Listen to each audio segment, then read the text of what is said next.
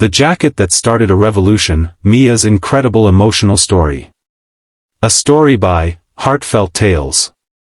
From the moment Mia Torres walked into Westfield High's gymnasium that morning, she knew something was brewing. The whispers, the mocking laughter echoing through the hallways, the way eyes darted toward her and then away, it was the kind of tension you could feel crawling over your skin. But Mia had been through storms before. The night before, she had sat at her bedroom window, staring at the faded photograph on her nightstand. Her father, Captain Miguel Torres, smiled back at her in his army uniform, his arm wrapped around 12-year-old Mia after her first martial arts tournament. Mija, she could almost hear his voice, warm and steady like it had been 3 years ago before the accident. Strength isn't about how hard you can hit.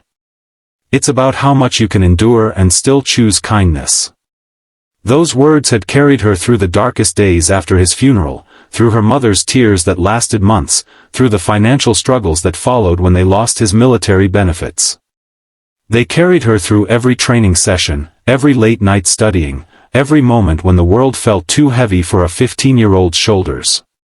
Mia had fought for every ounce of respect she had as one of the best athletes in school. Track, basketball, martial arts, you name it, she dominated it. But it wasn't just about winning. Sports had become her language of grief, her way of honoring the man who taught her that discipline was love in action. Every sprint on the track was a conversation with his memory. Every perfect form in martial arts was a prayer of gratitude for the lessons he'd given her. Yet, being a talented sports girl in a school where certain boys thought strength belonged only to them was like painting a target on her back. The whispers followed her everywhere. She thinks she's better than everyone. Why can't she just be normal? Girls like that are just trying to prove something. What they didn't understand was that Mia wasn't trying to prove anything to them. She was trying to become the person her father believed she could be. That day, the gym was packed. A pep rally was about to start for the school's upcoming championship game. Mia felt the familiar flutter of anxiety in her chest, not about the game, but about facing another day where she had to armor herself against cruel words and calculating stares. She touched the worn blue sports jacket she wore, feeling the soft fabric between her fingers. The jacket wasn't much to look at anymore. The blue had faded to a gentle gray blue, and the left sleeve had a small patch where she'd torn it climbing a fence to retrieve a neighbor's cat. But to Mia, it was everything. Her father had given it to her the day before he deployed for his final mission, 3 weeks before the IED explosion that changed everything. This was mine in high school, he had said, helping her slip it on. It had been huge on her then, hanging past her knees. I wore it every day my senior year. Won state championships in 3 different sports wearing this jacket. But you know what made it special? It reminded me that I was part of something bigger than myself, my team, my school, my family. Someday, when you're ready, it'll remind you of the same thing. Now it fit her perfectly, as if it had been waiting all this time to find its way home. Standing across the gym were the 3 notorious bully boys: Brock, a muscular football player whose father's donations to the school seemed to make him untouchable; Dean, his loyal follower who had learned that cruelty was the price of belonging; and Kyle, a smirking troublemaker whose own pain he masked by inflicting it on others. They had made Mia their favorite target because she represented everything they secretly feared: genuine strength, authentic confidence, the kind of respect that couldn't be bought or bullied into existence. Mia stood with her small circle of friends near the bleachers. There was Sarah, quiet and bookish, who found courage in Mia's friendship to join the debate team. There was Marcus, who struggled with his stutter but felt safe speaking around Mia because she listened without judgment. And there was Emma, whose parents' divorce had left her feeling invisible until Mia invited her to join track team. These weren't the popular kids or the athletes who dominated social media. They were the ones who understood what it meant to fight quiet battles, to find strength in unexpected places, to know that real friendship wasn't about status, it was about showing up. As the crowd buzzed with excitement, Mia felt a familiar presence behind her, the kind of electric tension that meant trouble was coming. She had learned to sense it the way animals sense storms. Her body tensed, not with fear, but with the resigned awareness that once again, she would have to choose between her own peace and her principles. She turned just as Brock lunged forward, his meaty hand grabbing her jacket with deliberate force. The sound of tearing fabric echoed like a gunshot through the gymnasium. Time seemed to fracture. The excited chatter died instantly, replaced by the awful silence that comes when everyone knows something terrible is happening but no one knows how to stop it. "Look at the tomboy pretending to be one of us," Brock bellowed, holding up her ripped jacket like a war trophy. His voice carried across the gym with practiced cruelty. Dean and Kyle howled with laughter, not because anything was funny, but because they had learned that laughter was a weapon, that mockery could wound deeper than fists. Some students joined in nervously, their uncomfortable giggles betraying their fear of becoming the next target.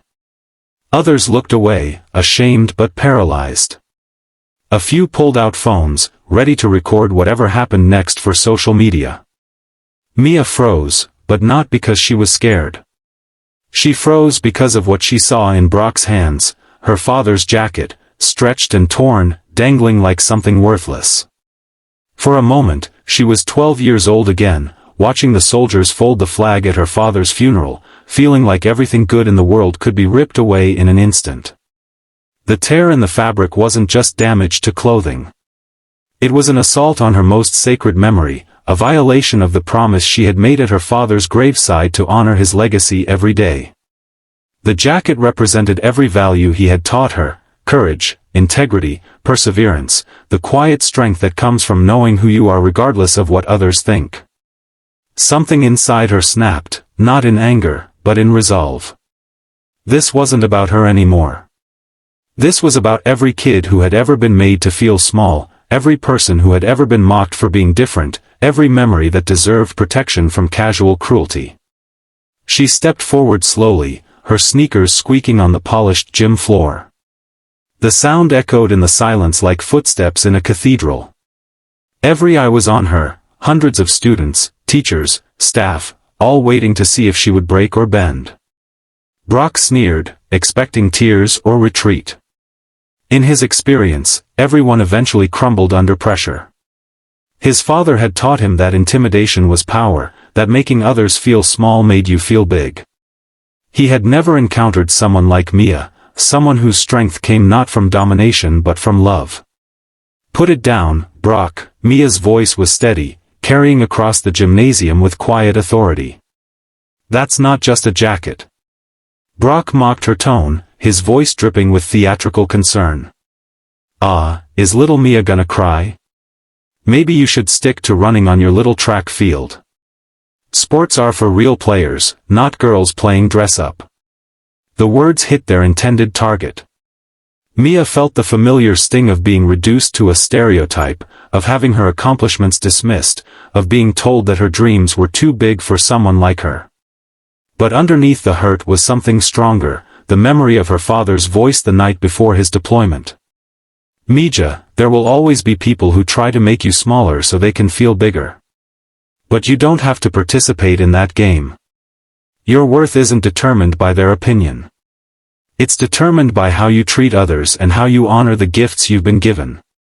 The bullies laughed louder, feeding on each other's cruelty like a pack of hyenas. Other students shifted uncomfortably, some looking away in shame, others pulling out phones to record what they expected would be Mia's humiliation. And then, Brock made his fatal mistake. He threw Mia's jacket onto the floor, her father's jacket, the last gift from a man who had died serving his country, and ground it under his heel before shoving Mia backward. Time slowed to a crystalline clarity. Mia remembered every self-defense lesson her father had taught her when she was 10, his patient voice explaining that martial arts wasn't about violence, it was about discipline, respect, and protecting what mattered. She remembered the promise she had made at his funeral to never let anyone break her spirit. She remembered every student who had ever confided in her about their own struggles with bullies, every friend who looked to her for strength. With a deep breath that seemed to draw power from every corner of her being, she pivoted on her heel. Her body moved with the fluid precision of thousands of hours of training, muscle memory combining with righteous purpose. The roundhouse kick was perfect, controlled, precise, powerful enough to make a point but not to cause serious harm. The kick struck Brock's shoulder, spinning him sideways like a child's toy. Dean and Kyle stumbled backward, their mouths open in shock. For the first time in their lives, they had encountered someone who wouldn't be intimidated, someone whose strength came from love rather than fear. The entire gymnasium fell into stunned silence. Hundreds of students stared in disbelief at the girl who had just stood up to the school's most notorious bullies with grace and discipline. Mia didn't advance on them. She didn't scream or brag or pose for the cameras. Instead, she walked forward with quiet dignity, knelt down, and carefully picked up her father's jacket from the floor. Her hands trembled slightly as she brushed off the dust and examined the tear, but her voice was steady when she spoke. "This jacket belonged to a man who taught me that real strength protects others instead of hurting them. He taught me that courage isn't about being the loudest or the biggest, it's about standing up for what's right, even when you're scared. Especially when you're scared." She looked directly at Brock, her eyes filled not with anger but with pity. "I won't let anyone dishonor his memory or the values he died defending." Brock winced, trying to regain his balance and his composure. But for once in his life, words failed him. The gymnasium was so quiet you could hear the ventilation system humming overhead. No one laughed. Instead, murmurs of awe and respect rippled through the crowd like waves. Coach Ramirez, who had been watching from the sidelines, stepped forward. Her voice carried the authority of someone who had seen real courage in her 20 years of teaching. "You three, office, now. And Mia." She paused, her eyes reflecting both pride and understanding. That was discipline, not violence. Perfect control.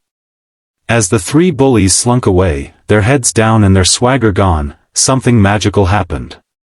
The students erupted into applause, not the polite clapping of a school assembly, but the thunderous, heartfelt applause of people who had witnessed something transformational. Mia felt tears prick her eyes, not from sadness but from the overwhelming sense that her father was somehow present in that moment, proud of the young woman she had become.